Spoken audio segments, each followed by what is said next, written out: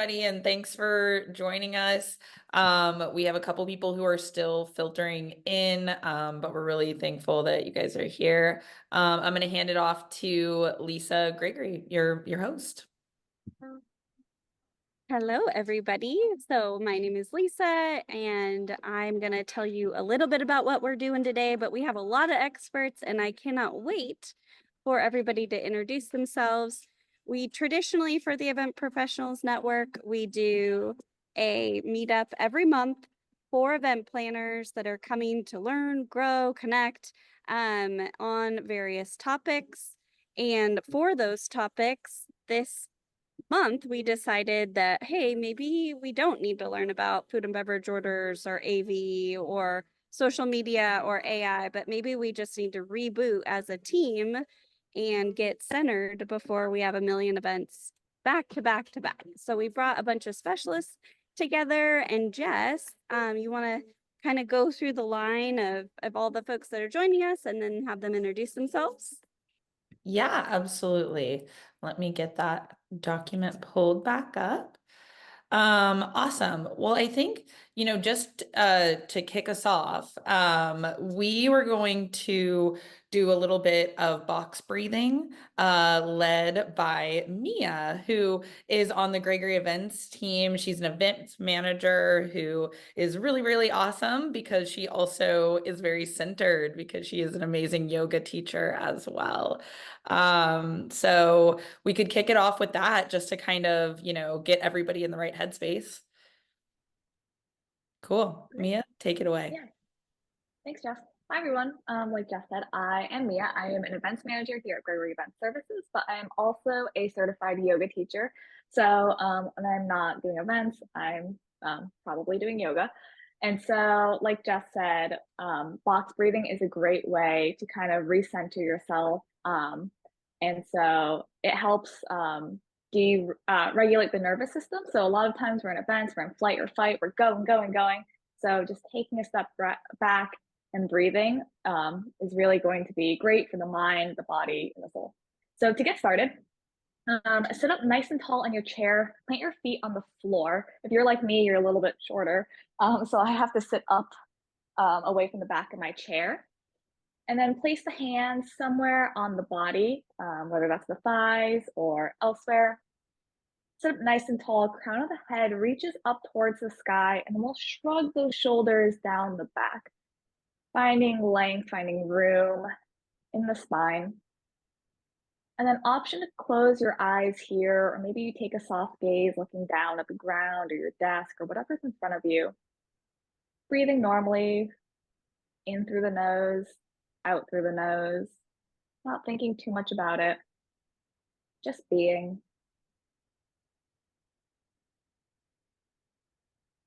And from here, let's place the hands on the belly. Both hands resting on the belly. Draw the breath in through the nose and down into the belly, letting it expand like a balloon. So your hands can feel the movement of that expansion on your inhale. As you exhale, the belly button will soften back in towards the spine. Inhaling to expand and exhaling to soften.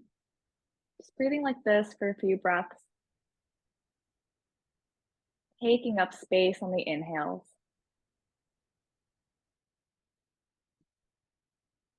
And then we'll begin to assign a count to the breath. So together, let's all empty out. And then we'll inhale for a count of 4, hold for 4, exhale for 4, and then hold for 4, and repeat that pattern a few times. So together, we'll inhale, 2, 3, 4, hold, 2, 3, 4, exhale, 2, 3, 4, hold, 2, 3, 4, inhale, 2, 3, 4, hold, 2, 3, 4, exhale, 2, 3, 4, hold, 2, 3, 4, inhale, hold, Exhale. Hold. Inhale. Hold. Exhale. Hold. And then return back to your regular rhythm of breath. Notice if you feel anything different, and it's okay if you don't. Release the hands back down towards the thighs. And we'll blink open the eyes.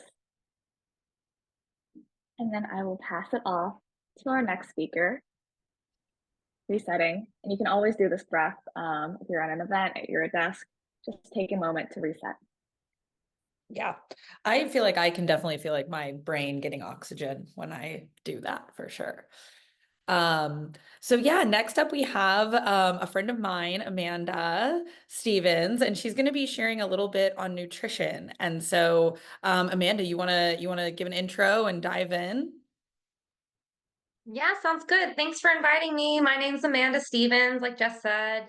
I'm a registered dietitian here in Central Texas, and today we're just going to be talking about wellness nutrition and how to during the busy season, kind of what we can do to fuel our bodies and keep our minds engaged through the power of nutrition.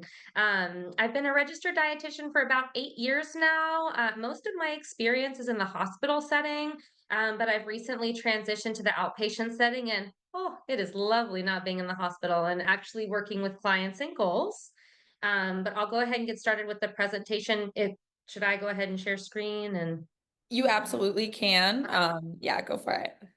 all right, trigger warning, guys. I was trained to do Teams, so I apologize in advance for my millennialness here.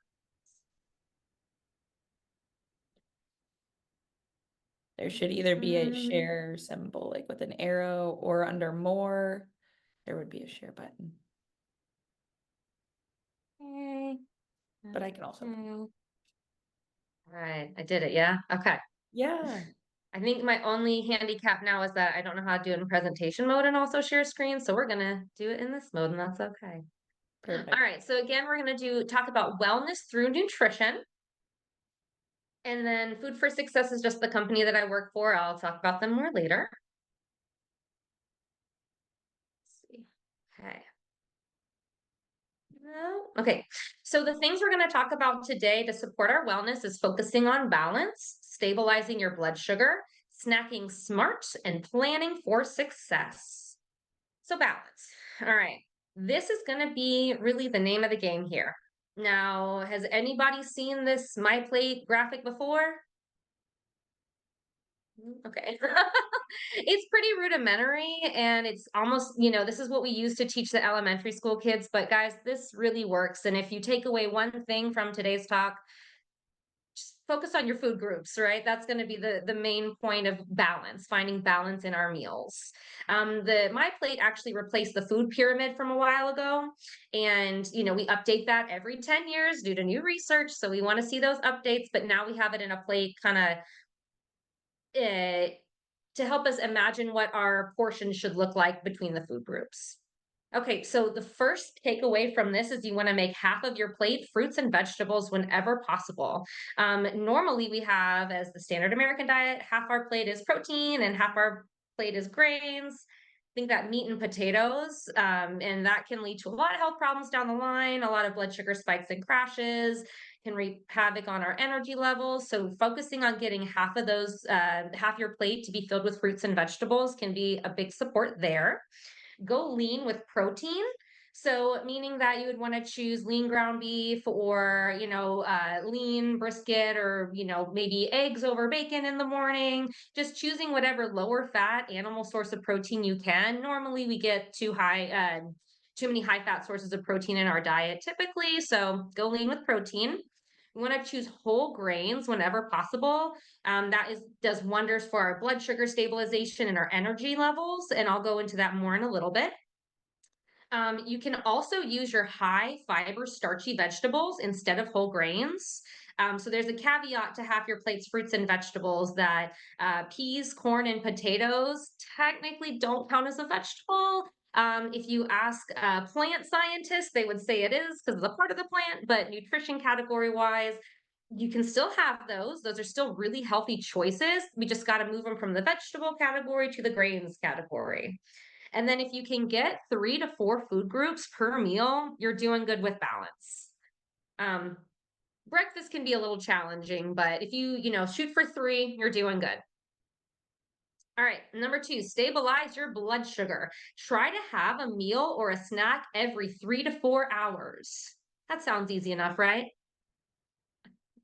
I know during event planning season and the busy season, it can be a lot to ask, absolutely. But think about it as your mood stabilizer, right?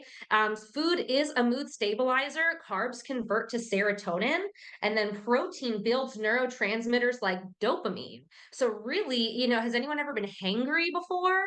No one has to raise their hand. It's happened to all of us. But that's a big piece of wanting to eat every 3 to 4 hours. It doesn't have to be a huge meal, but it's just going to help you keep your blood sugar stable. So going too long without food can cause blood sugar lows, leading to poor energy, lack of brain function.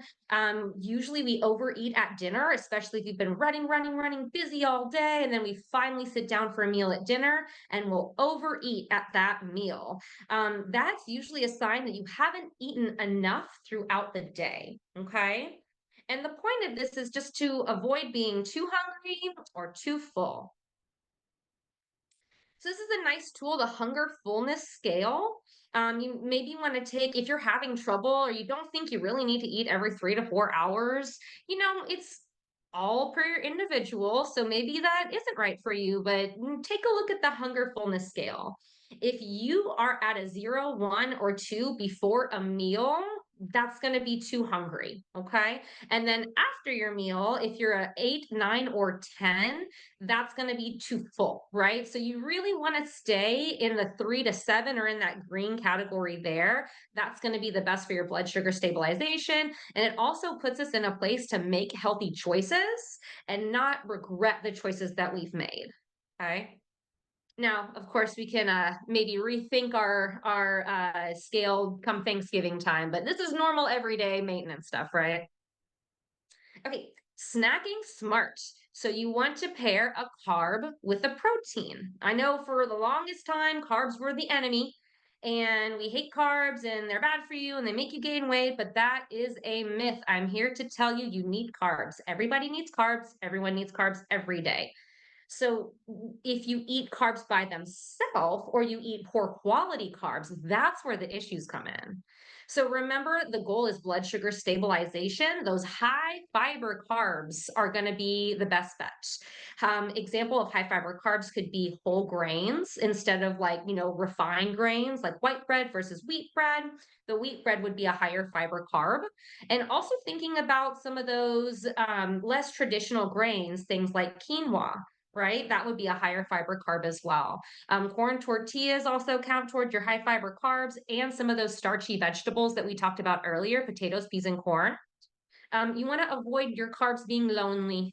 Again, if you have those lonely carbs, you're going to utilize all those nutrients in your bloodstream really quickly, and it could cause spikes and crashes in your blood sugar. And that's what we want to avoid.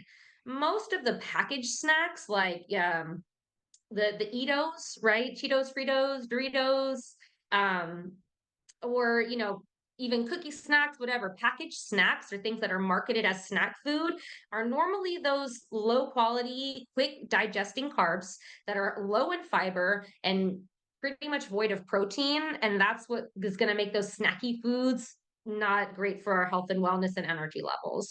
So some examples of healthy snacks, again, we're trying to pair a carb with a protein, is an apple and some peanut butter.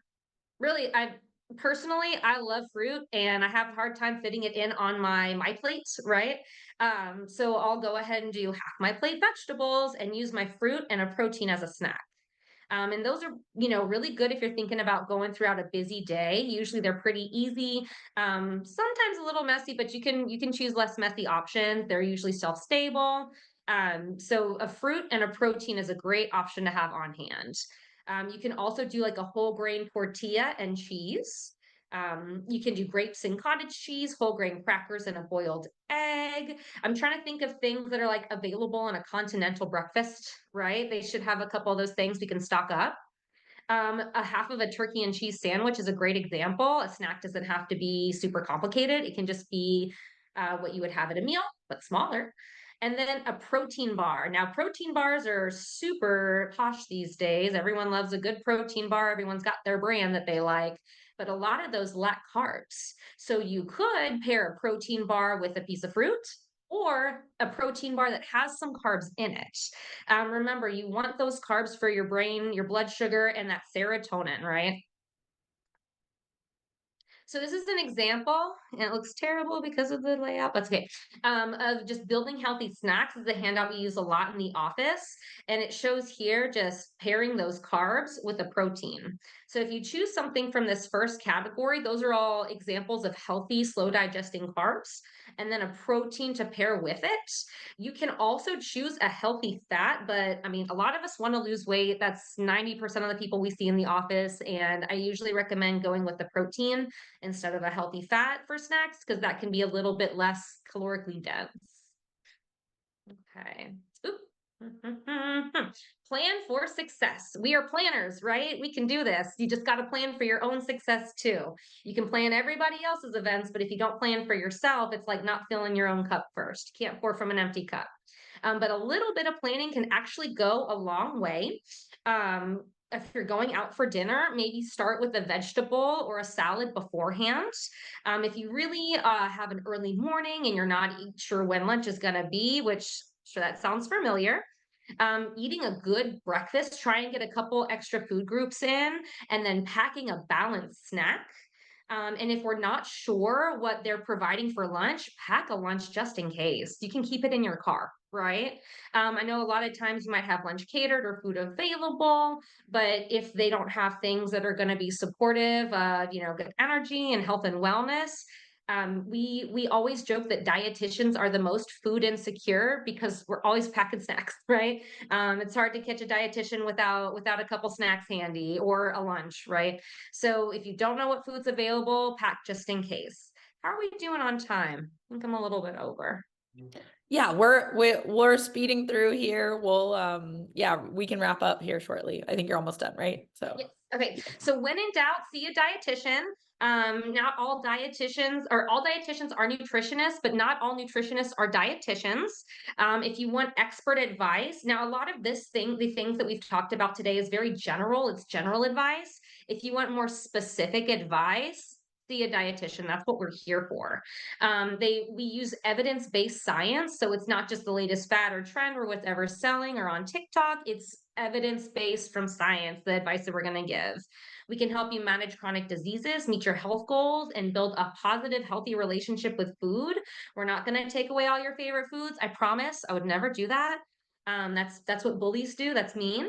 But we would help you manage that with your health goals. And then again, personalize. We really help you personalize your nutrition plan for what works for you in your busy lifestyle. Shameless plug, we are at a marketing event, so thank you for letting us market the company I work for too. This is Habits Not Hunger is an online workshop that the owner of the company I work for, Food for Success, she's putting it on tonight on a Facebook Live, and it talks a lot about the things that I've already spoken about today, fixing your relationship with food, getting off the diet trends, and actually seeing permanent weight loss or permanent health changes for good without feeling deprived. amazing. That's so awesome. Yeah, do you have that link handy so we can throw it in the chat? Or you can just text it to me or whatever too. But yeah, I think that sounds really awesome. Thank you so much. Anyone else have any thoughts they want to throw in or any questions for Amanda around diet and events? I know you mentioned several times just how we don't know what we're going to be getting ourselves into. So it was good for you to give like really good examples because I think, sure, there's a lot of times I do see those apples sitting there at the event, but I don't see anyone ever taking them, including myself. Be a trendsetter, So, take the apple. I know. But grab a piece of cheese to go with it. Yeah, exactly. Let's see. one thing I do is when I get to a location, I find a grocery store. So Oh, I just smart. go and I buy like a thing of blueberries or a thing of strawberries or, even like sparkling water or whatever. So I'm just have some stuff in my room. And I put my favorite protein bar in there. I have no idea, Amanda, if it's good or not, but I love that one. And I put my favorite uh high fiber cereal. So if you guys have your stuff that you love and you want to share, that'd be great. And then we have Simran on she has a little bit more like plant-based. So I'd love to hear if she has any, diet tips or how to survive being on the road because she has a kind of a different like vegan plant-based kind of lens. Thanks, Lisa. Can you guys hear me okay? Okay, awesome. So my name's Simran. I'm a physician with expertise in lifestyle medicine and plant-based nutrition, like Lisa said. I loved everything that Amanda shared. I think the few things that I would highlight, the plate, right? Half our plate should be fruits and vegetables. The statistic, as I remember it, is only 1 out of 10 people actually meet the daily requirements for fruits and vegetables, but majority of us think we meet the requirements. And when you look at the standard American diet and the average calories that the average American's consuming for adults, about 60% of those calories are coming from processed and ultra processed foods. And like Amanda said, not all carbs are created equal. So a lot of these processed foods are the unhealthy carbs, right? Like she said, the white bread, the baked goods, a lot of the packaged snacks, unfortunately. And so when you're at an event and you're, super busy getting pulled left, right, and center, you really want to focus on getting those complex carbs and that good quality protein, like Amanda said. So one thing that differentiates the good carbs from the bad carbs or the healthy carbs from the unhealthy carbs is the fiber.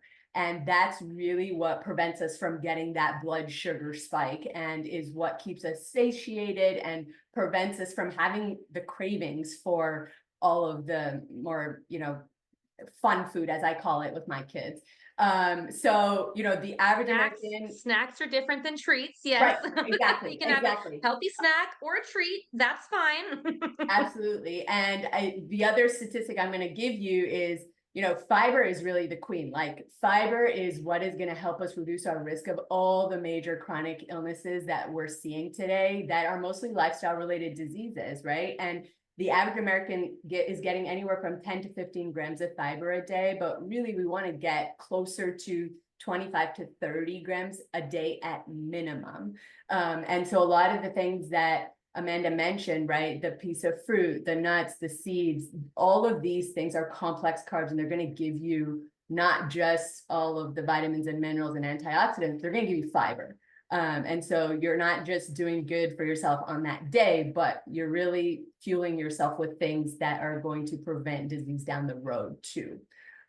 So that's all I would say. The only thing for the protein bar is read the ingredients label. Don't ever buy anything without reading the ingredients label. And a lot of times, marketing and food companies have all sorts of labels that make it seem like things are good for us and healthy, but turn it around, read the ingredients label, look at what's in it. And if you don't know how, that's something you can definitely look into learning. We don't have time right now, but reading an ingredients label is key. And just to add some perspective for the stat that you gave earlier about how 10% of people on average are getting the recommended fruits and vegetable intake, that's including those starchy vegetables.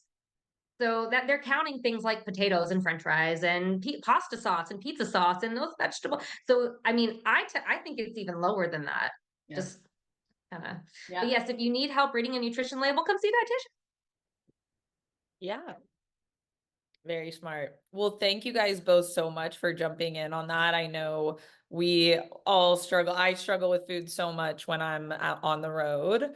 But just because I know we're short on time and I want to keep us moving, let's go ahead and move on to our next topic.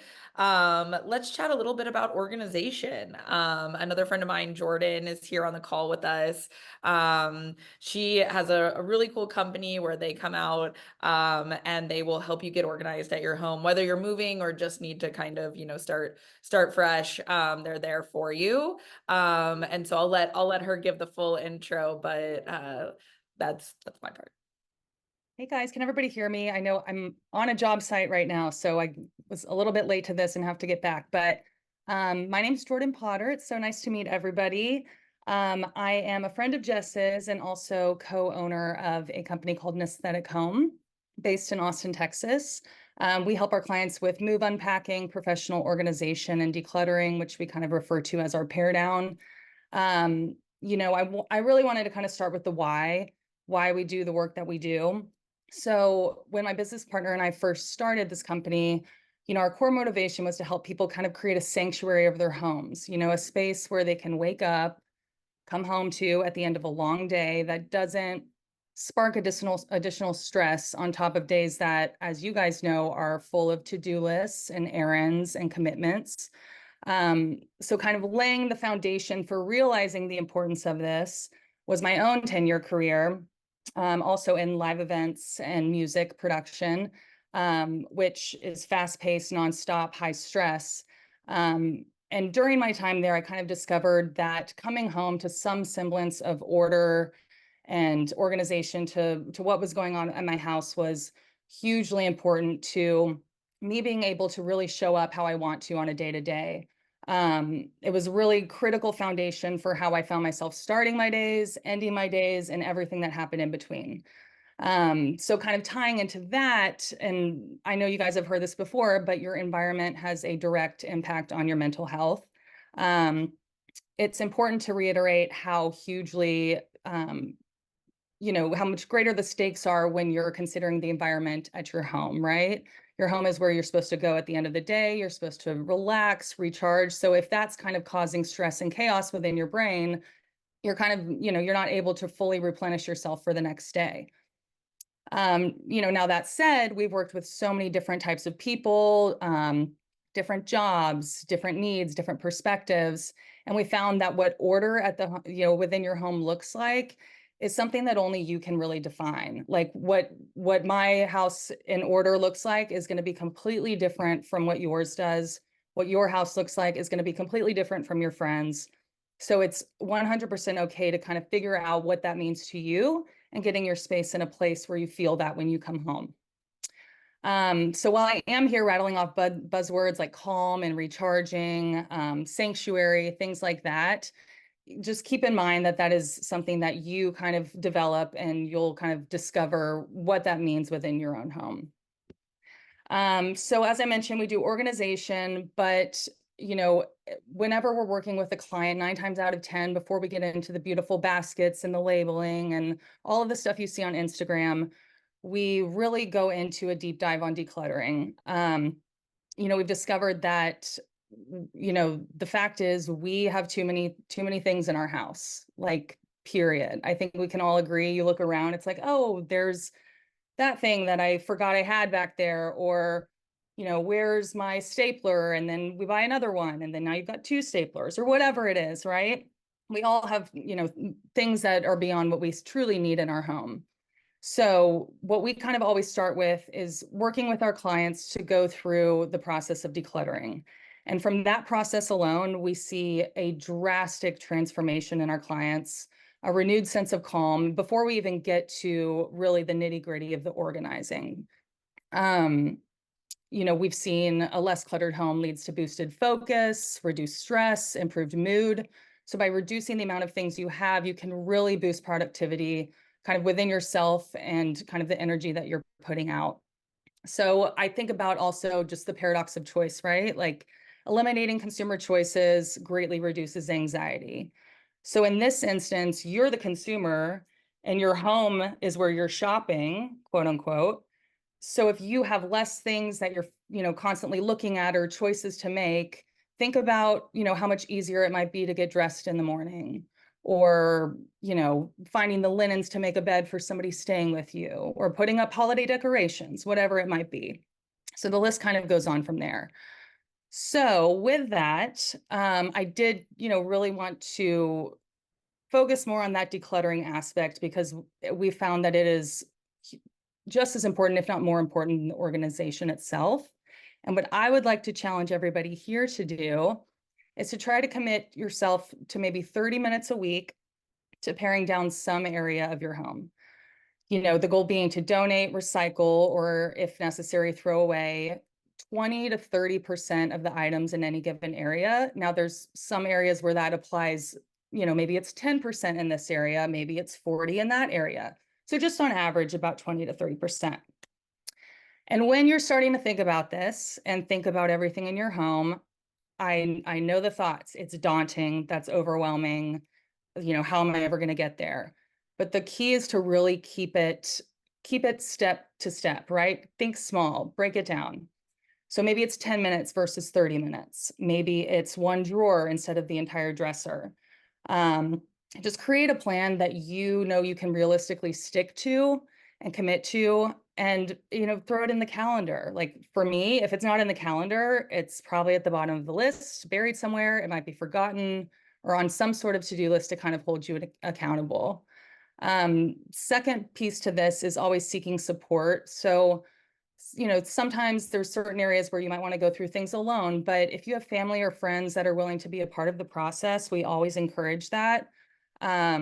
If you have kids and you're looking at a toy pare down, we do suggest, kind of going through and doing an initial sweep, but then maybe get them involved in the process so they can start to kind of think about the practice of less is more, while also discussing maybe some things that no longer serve them would bring a smile to somebody else's face. And then kind of the last piece to this that I want to encourage you guys to do is just stay positive. I mean, there is no perfect method. Just focus on taking one action at a time, as big or as little as that is. If you're moving forward, that's a win. And over time, as you start to kind of move through your home or whatever space, office, wherever it is, you're going to start to see this work compound and kind of feel lighter in the process of doing that. So that's kind of my spiel. I know it's can be a daunting process. If you do have any questions or want to talk more about, something like this in your own home, or you have a family friend or a loved one that might need help in their space, my door is always open. We do work with people with hoarding tendencies, which can be a more delicate and nuanced situation, but everything is possible if you really kind of break it down. One small step is a step forward and is a win. So thank you guys so much for having me. I appreciate it. Yeah, no, this was awesome. Thank you. That's so helpful. And I think, just given all of the chats, we all are feeling different parts of that. And I think for all of us too, we don't have a lot of time. So small steps are better. And yes, we live or die by our calendars. I know on this team we do. So yeah, so it definitely really, really helpful, and I'm excited to see what you guys are working on. I follow them on Instagram just as a plug, just because it's so nice to see things go from clutter to not, it's just like soothing for me to see on Instagram. So I really appreciate you joining us. Well, thank you. I'm so happy to be here. Awesome. I'm Well, gonna throw one thing in there, Jess, is this yes. concept of habit stacking. So Jordan mentioned do like 10 minutes or 30 minutes or whatever works for you, but think about something that you already do every single day. And if this is something that you really want to, apply to your life, then just add 10 minutes before or after the thing that you're already doing, which will increase the likelihood of you actually getting it done. So like, identify the closet or identify the drawer or whatever that you're going to habit stack. So like meaning I get dressed every day. I look in my closet. I could spend, while I'm already getting dressed, 5 minutes going, okay, let's now organize a little bit of this. And then the next day do that. And then the next day. Okay. Yeah. Or even just once a week, like 10 minutes or 20 minutes once a week, I'm sure is going to go a long way. I mean, for me, it does. I pick one spot in my house a week and spend 30 minutes, just like Jordan said. And it's like transformational. Right, because then that kind of stays as it is for, the foreseeable future. And then all of a sudden it's 3 months later and you're like, damn, my place looks pretty good. Yeah. Feels nice. My closet thanks you. Perfect, Colleen. I love that. Well, let's keep things moving along, Jordan, Amanda. We appreciate you guys so much. But let's keep diving in. This has been great so far. I now, Gepina, want to introduce you to kind of talk through some journaling aspects, some thought work. We want to hear from you. What do you want to add?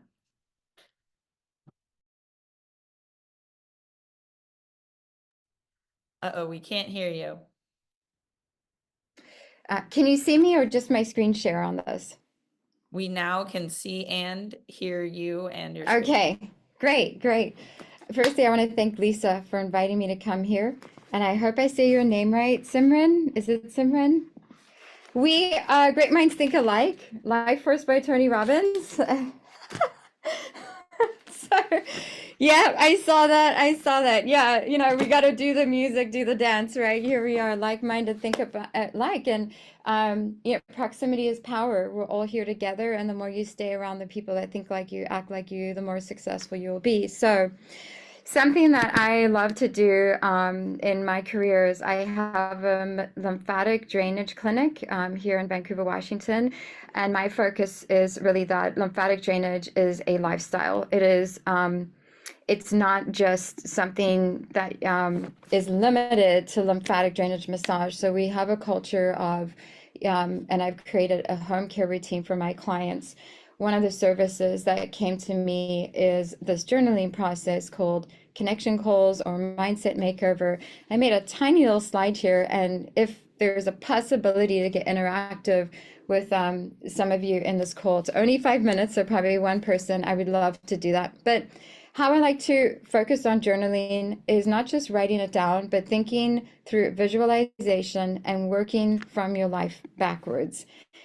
So just like you plan an event and you put that much love and energy into an event, you should plan your life just like you plan an event. How many of you take that much seriousness into the journey of your life?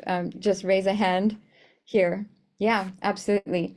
So that is how I approach journaling, is working backwards from the journey that I want to experience in this life here.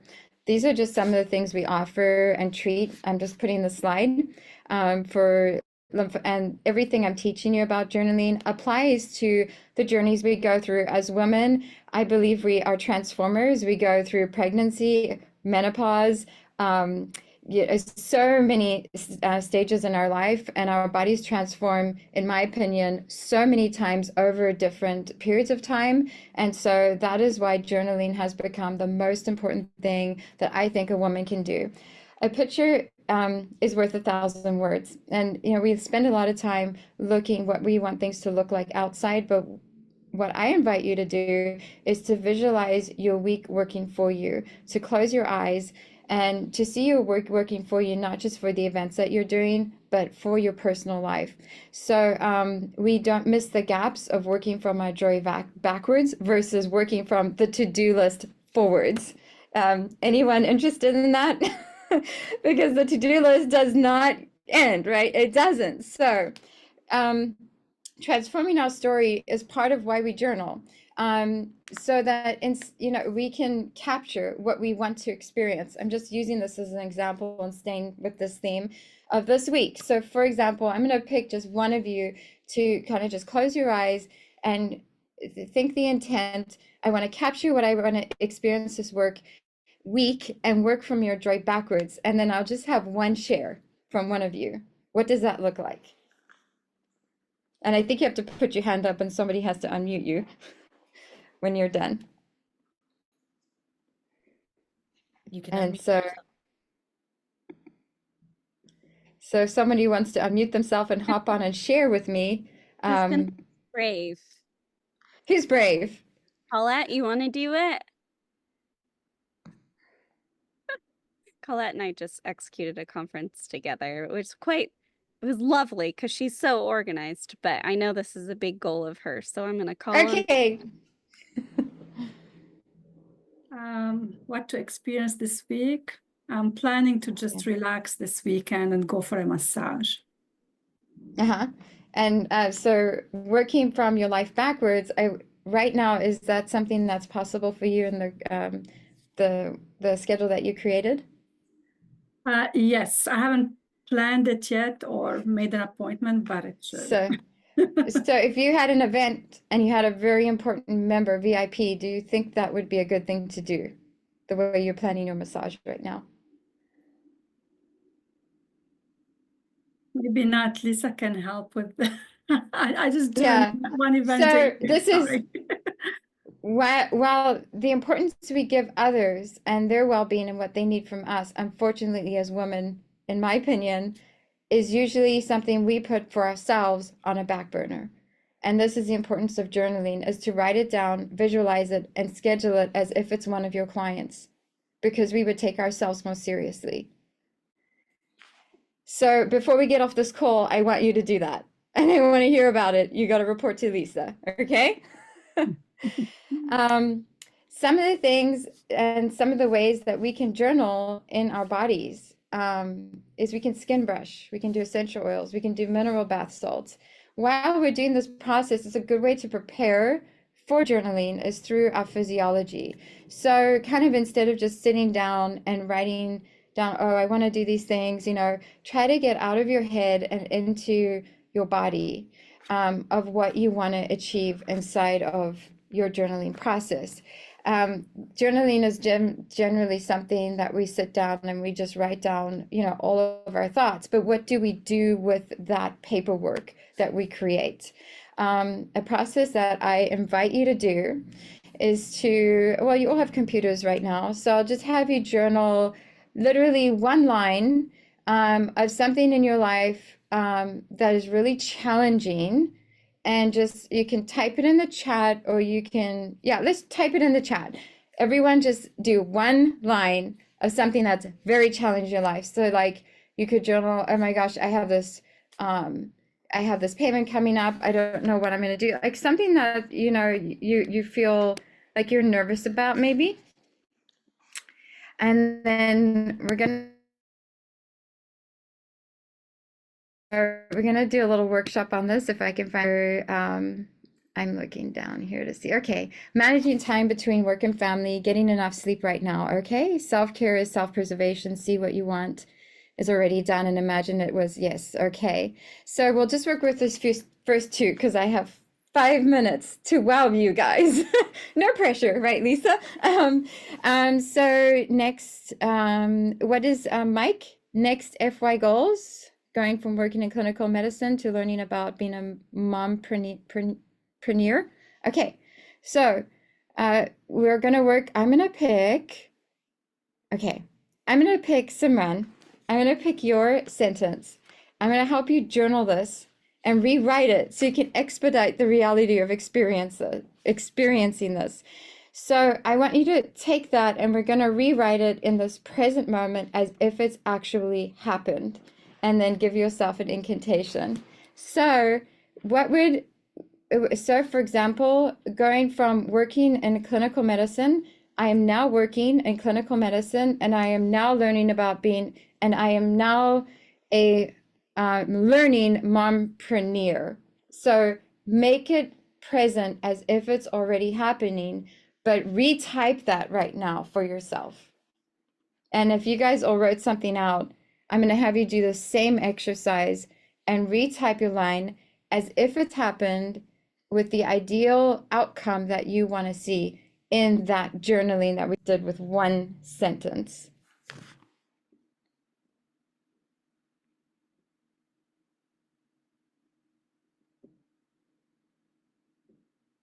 And then when I see those chats coming through, I want you to notice your physiology as you're typing. Are you believing what you're typing? Or, you know, are you frowning? Are you hunching? I want you to see your physiology and your posture, because if you don't, your body doesn't believe it, your mind won't believe it. So I'm gonna look at everyone's posture. I'm a massage therapist, so this is what I do. Faces, postures, smiles, squeeze your shoulder blades back. We did wonderful box breathing. Give yourself a box breathing, just to inhale for 4 counts and then an exhale, and then rewrite your sentence with this physiology right now. Okay, so I'm waiting for these to flood in. is this I communicated to my family I'm going to bed early. I am now going to bed early and my family enjoys my communication or something. I love looking forward to seeing my son for Christmas. I'm excited that I'm seeing my son for Christmas. Okay, so I'm waiting to hear back from Simran rewriting. I can rewrite it for you here. I don't know if I can copy and paste this. I'm gonna go in here and send, if it's okay, I'm gonna share this with everyone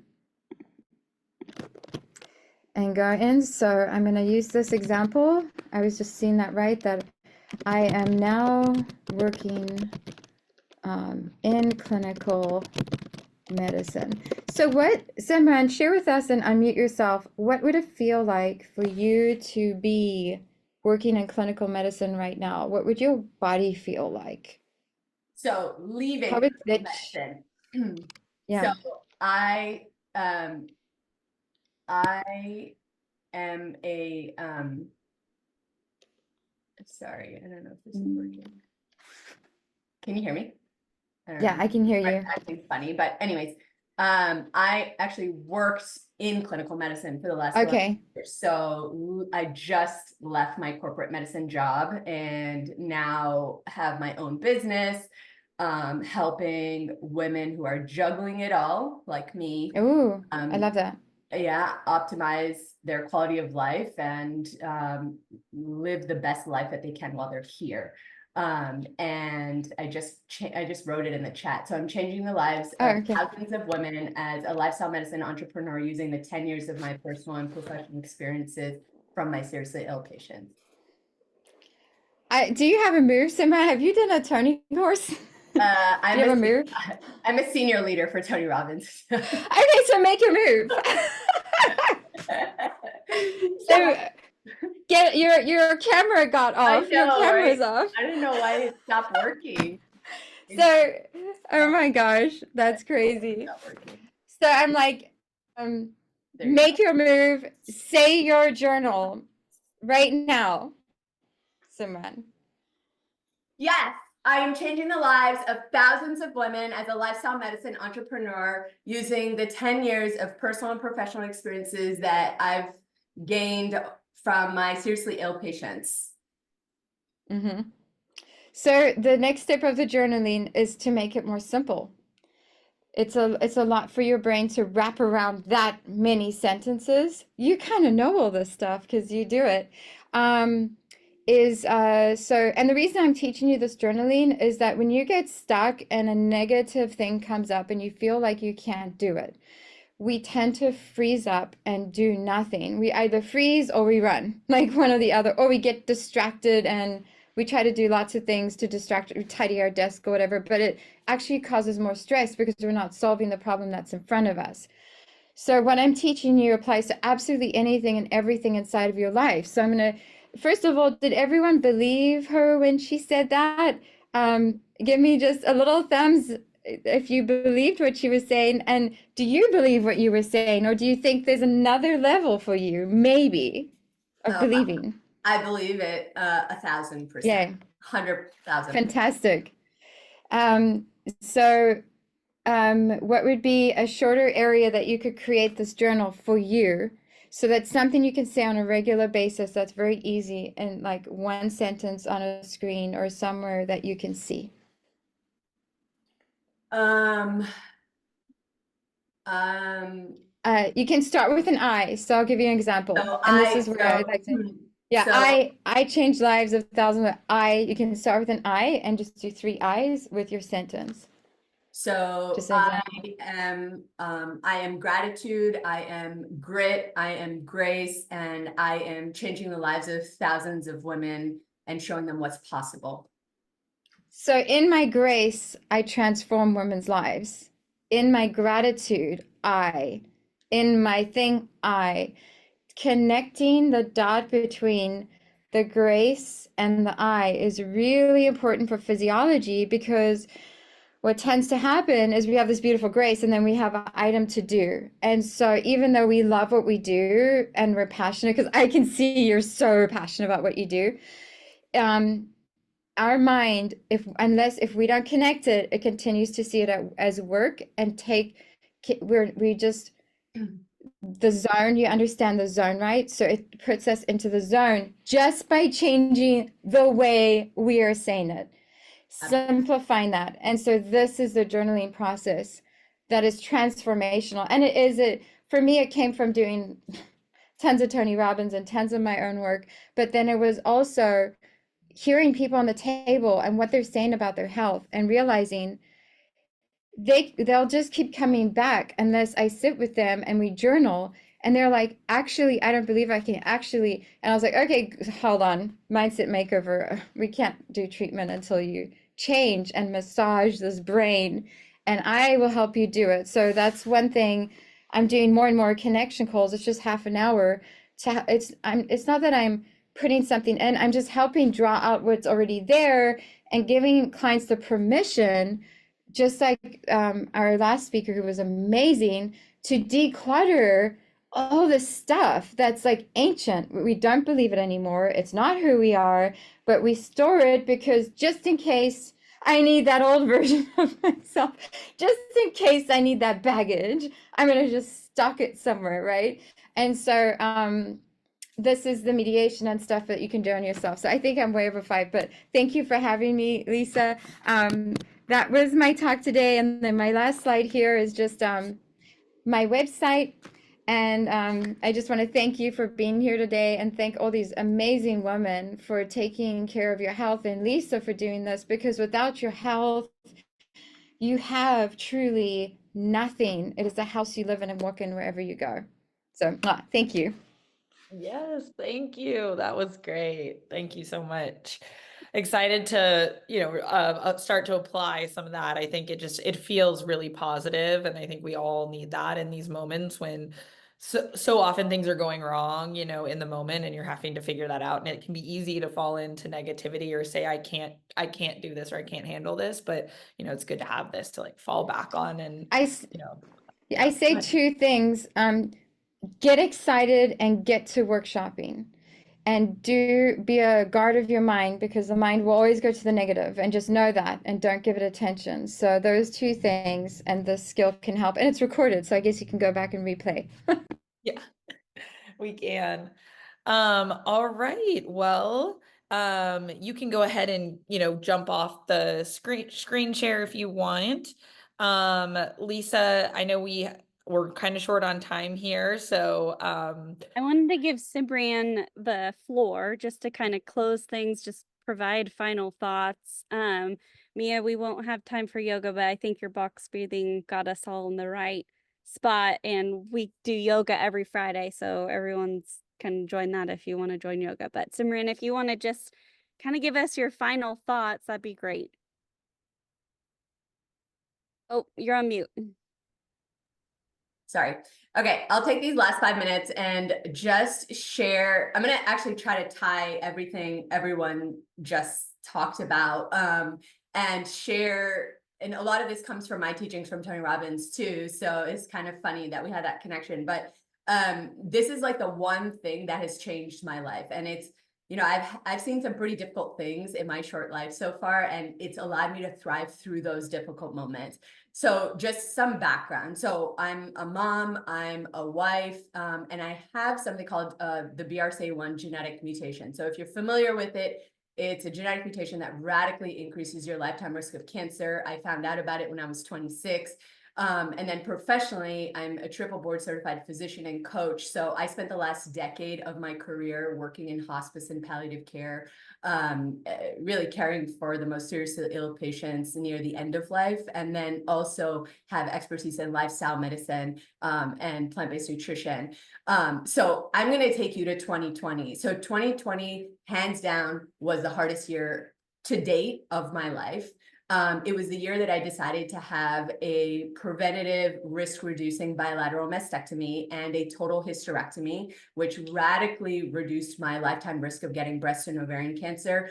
And if you're not familiar with these mutations, like my risk was the average person's risk of breast cancer, average woman's risk is about 12% in her lifetime. My risk was 87%. And there's been over 10 women in my family who have had breast or ovarian cancer. So very strong risk. So I decided to have these risk reducing surgeries at the height of COVID.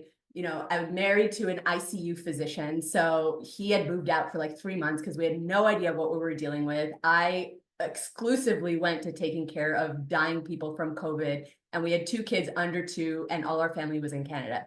Like, hands down, the most challenging year of my life. Childbirth is probably a close second, but this was also the year that I grew into the strongest version of myself. And I get asked a lot when I share my story, like, how did you do it?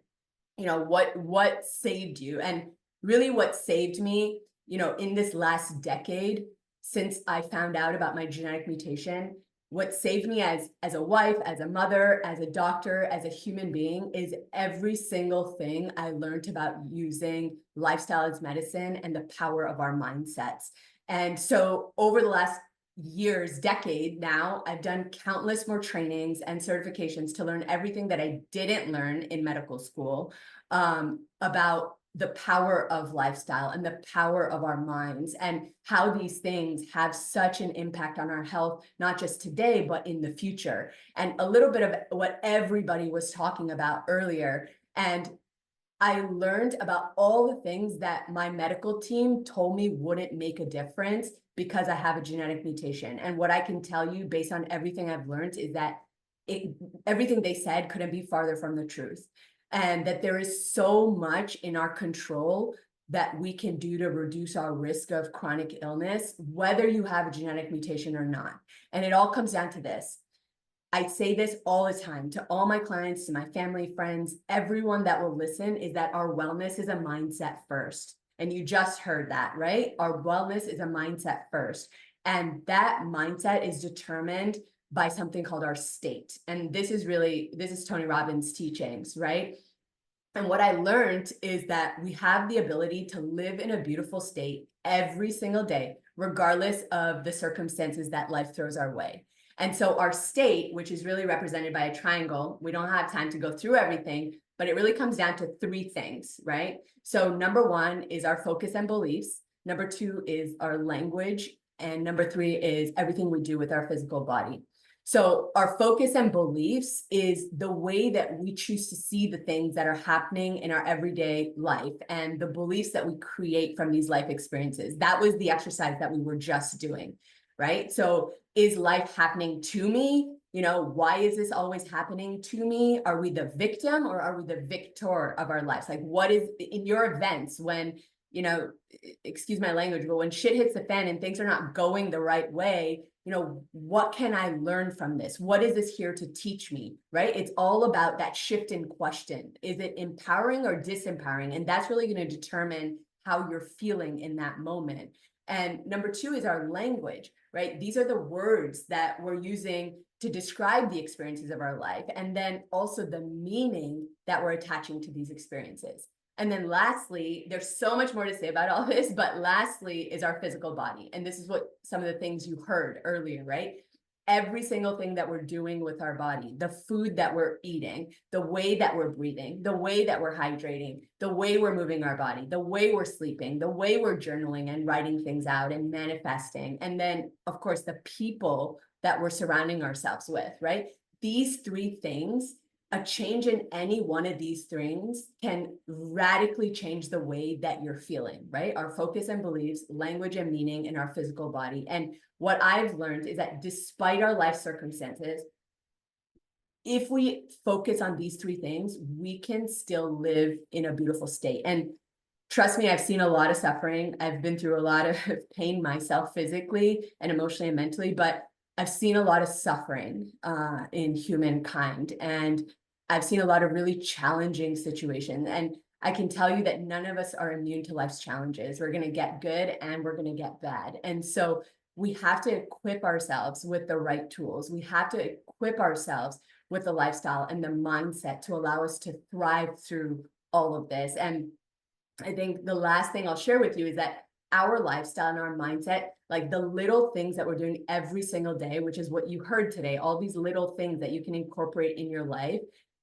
these are honestly the greatest investment that you can make, not just for today, but for your future and every single thing that you want to do in this life. And I'll just reiterate that our health is the primary vehicle to all our dreams. If you don't have your health, you don't have anything.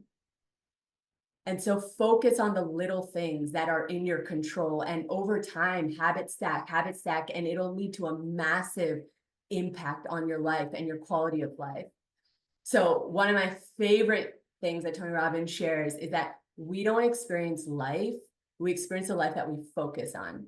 So this was like as much as I could pack into 5 minutes, but there's so much here that I hope that you'll take away, and implementing even one of these things that you heard today can have a massive improvement on how you feel from day to day and what your life could look like 6 months from now, or a year from now, a decade from now. But thanks for inviting me, Lisa. I appreciate it. Thank you. Oh my gosh, that was incredible. I know I'm definitely feeling inspired and just, definitely rejuvenated a little bit, and, thinking about ways I'm going to be focusing on myself and, my parts during all of this busy time. So really appreciate you coming out and talking to us. And I know this won't be the last we hear from you, because that was really great. Lisa, anything else you want to add before we close up? I know we're over. Write that down. We experience the life we focus on. If you don't do an affirmation, that might be a really good one to do. You can write it on your mirror, but those tiny little changes do make a big impact, like walking around with water everywhere you go, or giving a hug to your spouse every time you walk past them. Every time, whether they want one or not. Those little moments, those little shifts can make a big difference. So And go and holding, Lisa, and holding that hug for at least 6 minutes, 6 seconds, because we know after 6 seconds you release oxytocin, which is the love hormone, and okay, just text me that. automatically makes you Show feel. my husband, because he doesn't believe it. And you have to have 12 hugs a day. I tell him all the time. But Go in Wellness, please share this if you enjoyed it. Please share it on social media. Our whole goal is to help others in our industry and any industry just have a better life. So thank you. Thanks, Jess, for organizing. Thanks, everyone, for attending. Have a lovely day.